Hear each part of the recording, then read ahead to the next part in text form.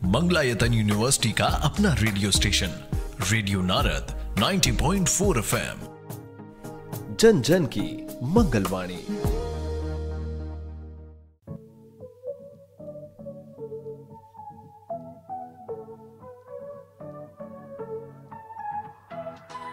स्वागत है दोस्तों, रेडियो नारद 90.4 FM से मैं हूं आपके साथ आरजे याशी और प्रोग्राम शुरू हो गया है ज्ञान सागर। जी हाँ दोस्तों, जिसमें हम आपके ज्ञान को करते हैं और भी ज्यादा उजागर। दोस्तों, दुनिया में हर दिन लाखों लोग इंटरनेट का इस्तेमाल कर घर बैठे ही अपनी जरूरतों में आने वाले सामान को खरीद लेते हैं। फिर चाहे खरीदारी त्योहारों के लिए हो, शादी के लिए हो या हो निजी इच्छा के लिए। इन ऑनलाइन बिक्री से ऑफलाइन बैठे दुकानदारों पर काफी प्रभाव पड़ा है। नतीजा, समय के साथ अब उन्होंने भी नई तकनीकों को सीख लिया है, जिससे उनके बिजनेस में भी काफी फायदे देखने को मिले हैं। अगर आप भी घर बैठे डिजिटल मार्केटिंग के जरिए अपने पैरों पर खड़े होना चाहते हैं तो इस शो में अंत तक बने रहें, क्योंकि डिजिटल मार्केटिंग के बारे में विस्तार से जानकारी देने के लिए आज हमारे साथ मौजूद है एक ऐसी शख्सियत जिन्होंने इस क्षेत्र में अपना नाम बनाया, अपनी पहचान बनाई और आज छात्रों को उनके भविष्य की ऊंची उड़ान भरने में मदद कर रही हैं। दरअसल दोस्तों, मैं बात कर रही हूँ मंगलायतन विश्वविद्यालय के centre for distance and online education, साथ ही इंस्टीट्यूट ऑफ बिजनेस मैनेजमेंट के assistant professor and PhD holder miss Kulsum Siddiqui ji की। उन्होंने अपने मैनेजमेंट में MBA और PhD किया हुआ है, जो कि आज हमारे साथ स्टूडियो में मौजूद हैं। बिना देरी किए चलिए उनका स्वागत करते हैं। कुलसुम जी, आपका बहुत बहुत स्वागत है रेडियो नारद 90.4 FM में। Thank you very much. Even I am very much eager to host this show with you.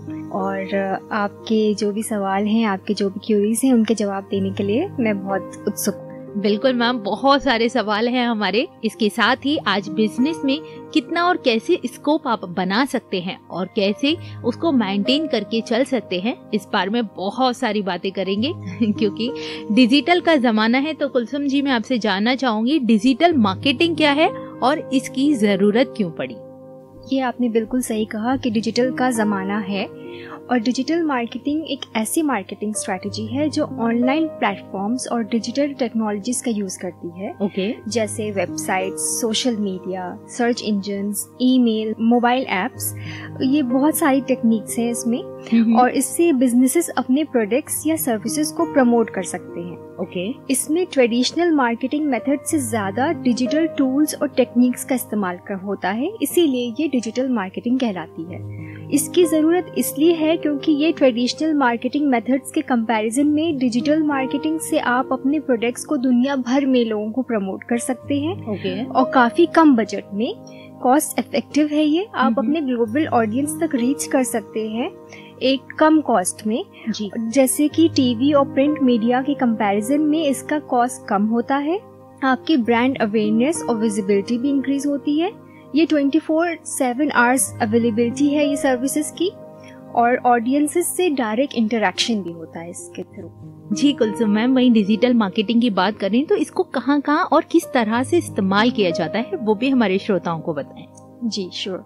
Digital marketing का इस्तेमाल कई जगह होता है, बल्कि इसका ज़्यादा इस्तेमाल होता है। ये ट्रेडिशनल मार्केटिंग को एक तरह से डिस्टिंक्ट करता जा रहा है और इसका इस्तेमाल ऐसे होता है जैसे सोशल मीडिया मार्केटिंग, आपने सुना होगा, फेसबुक, इंस्टाग्राम, ट्विटर और लिंक्डइन पर एड्स और कंटेंट के जरिए ब्रांड अवेयरनेस, एंगेजमेंट की जाती है। ये बिजनेसेस को डायरेक्ट कस्टमर्स से कनेक्ट करने का मौका देता है।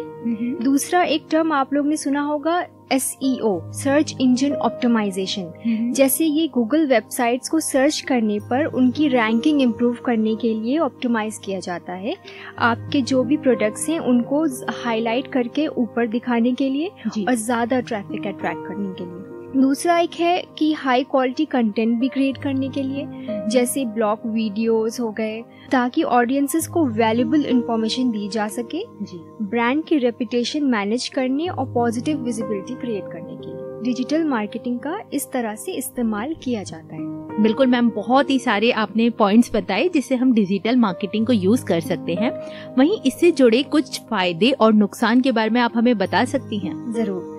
डिजिटल मार्केटिंग के बहुत फायदे हैं। अगर मैं बात करूं तो वो तो लिस्ट चलती ही जाएगी। तो डिजिटल मार्केटिंग से आप अपने बिजनेसेस को दुनिया के किसी भी कोने तक पहुंचा सकते हैं।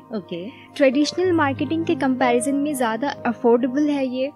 आप अपने टारगेट ऑडियंस को एक्यूरेटली टारगेट कर सकते हैं based on location, age, interest. क्योंकि आपका ऑडियंसेस से डायरेक्ट इंटरेक्शन होता है तो आप उनके प्रेफरेंसेस भी जान सकते हैं। उस हिसाब से अपने प्रोडक्ट्स या सर्विसेज को प्रमोट भी कर सकते हैं।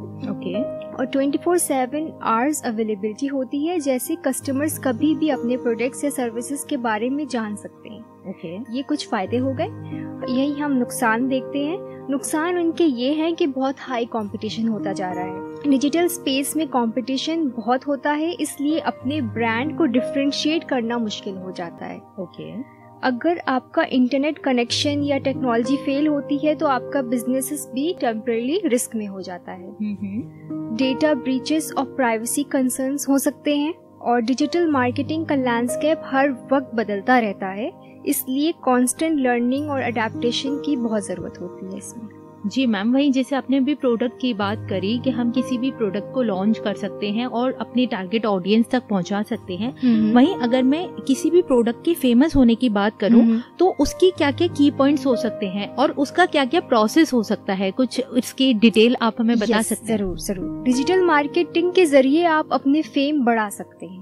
ये बहुत मुमकिन चीज है आज के जमाने में। इसके लिए बस आपको कुछ स्ट्रेटजीज करनी होगी, क्रिएटिविटी करनी होगी और कंसिस्टेंसी जरूर रखनी होगी। की पॉइंट्स इसके ये हैं कि आपको क्वालिटी कंटेंट क्रिएट करना होगा। अपने ऑडियंस के लिए वैल्यूएबल और इंगेजिंग कंटेंट क्रिएट करना बहुत जरूरी है। इसके लिए इंगेजमेंट, ऑडियंस के कमेंट्स का जवाब देना, polls, question and answer sessions रखना और फॉलोअर्स के साथ डायरेक्ट इंटरेक्शन रखना जरूरी है। इन्फ्लुएंसर पार्टनरशिप भी आजकल बहुत इसमें इम्पोर्टेंट रोल अदा कर रही है। जैसे कि कोई पब्लिक फिगर जिसको लोग बहुत ज्यादा फॉलो करते हैं, आप उनका भी इस्तेमाल कर सकते हैं इसमें। तो उसके थ्रू आपका फेम भी बढ़ेगा और उसके कोलैबोरेशन से आपका प्रोडक्ट भी ज्यादा प्रमोट होने की चांसेस होती है। कोई एग्जाम्पल में आप किसी का नाम सजेस्ट कर सकते हैं? यस, जैसे आप देख सकते हैं सेलिब्रिटीज का इतना इस्तेमाल किया जाता है आजकल डिजिटल मार्केटिंग के स्ट्रीम में भी। करीना कपूर हो गई, अक्षय कुमार हो गए, कैटरीना कैफ हो गई, ये सब इन्फ्लुएंसर पार्टनरशिप के एग्जाम्पल में ही आता है। जो कि ये सेलिब्रिटीज और क्रिकेटर्स को भी आप देख सकते हैं, सचिन तेंदुलकर, विराट कोहली, इन सब का इस्तेमाल करके ये लोग एक तरह से अपना फेम बढ़ा सकते हैं। ओके कुलसुम जी, वही मेरा अगला सवाल विद्यार्थियों के लिए होगा। अगर कोई विद्यार्थी डिजिटल मार्केटिंग में अपना करियर चुनना चाहे तो उसे किस तरह के कोर्सेज करने चाहिए जिससे वो इस क्षेत्र में आगे बढ़ सकता है? डिजिटल मार्केटिंग की एक तो बेसिक अंडरस्टैंडिंग होनी चाहिए उसे, फंडामेंटल्स जो समझना जरूरी है। जैसे कि सर्च इंजन ऑप्टिमाइजेशन का किस तरह से इस्तेमाल किया जाता है, सर्च इंजन मार्केटिंग का, सोशल मीडिया मार्केटिंग का, ईमेल मार्केटिंग, कंटेंट मार्केटिंग और एनालिटिक्स भी आजकल बहुत बूम में है।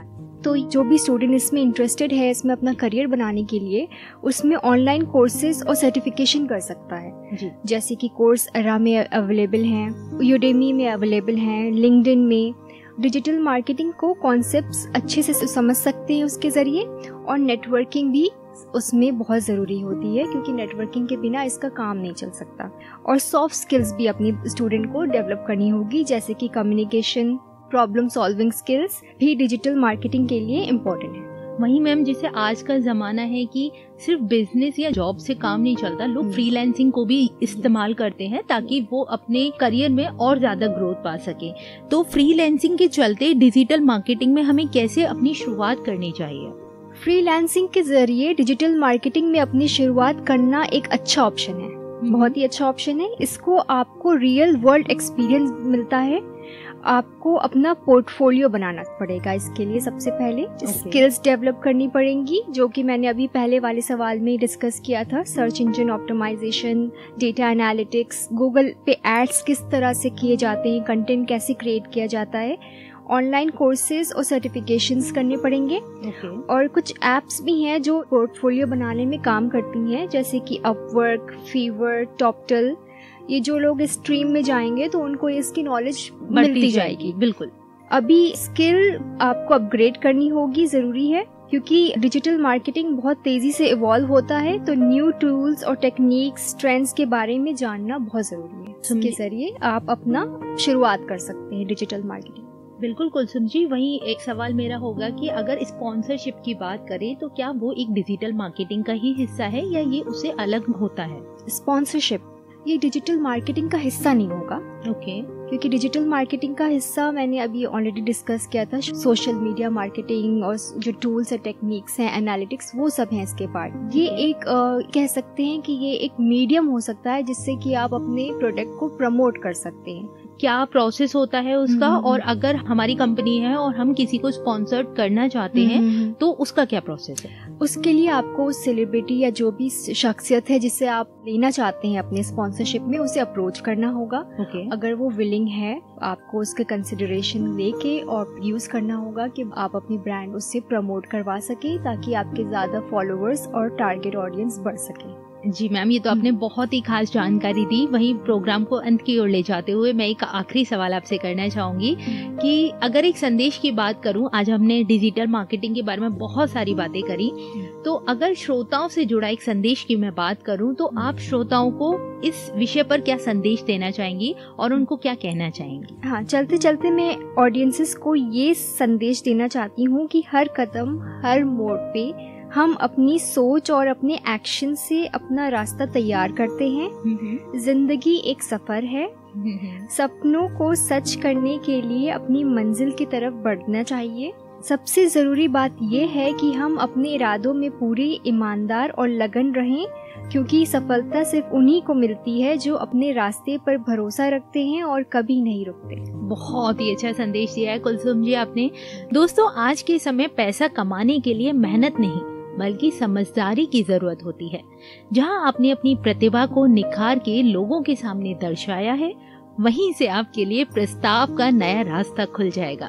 बस जरूरत है आपको समझदारी के साथ सही निर्णय लेने की, और घर बैठने के साथ आप भी अपने भविष्य की शुरुआत कर सकते हैं। उम्मीद है आपको हमारी ये छोटी सी कोशिश आपके जीवन में आगे सही राह दिखाएगी और आपको बहुत आगे ले जाएगी।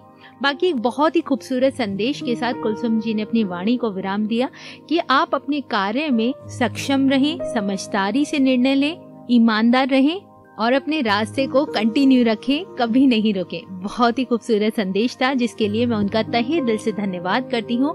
कुलसुम जी रेडियो नारद से जुड़ने के लिए, साथ ही हमारे श्रोताओं को डिजिटल मार्केटिंग और ऑनलाइन मार्केटिंग पर ढेर सारी जानकारी देने के लिए आपका बहुत बहुत धन्यवाद। Thank you very much. Thank you Yashika. इसी के साथ दोस्तों, अभी मेरा वक्त हो गया है आप सभी से विदा लेने का। फिर लेकर आऊंगी आपके लिए एक नया खास विषय और जानेंगे उसके बारे में बहुत सी इंटरेस्टिंग बातें एक नए मेहमान के साथ। तब तक के लिए मुझे यानी आरजे याशी को दें इजाजत।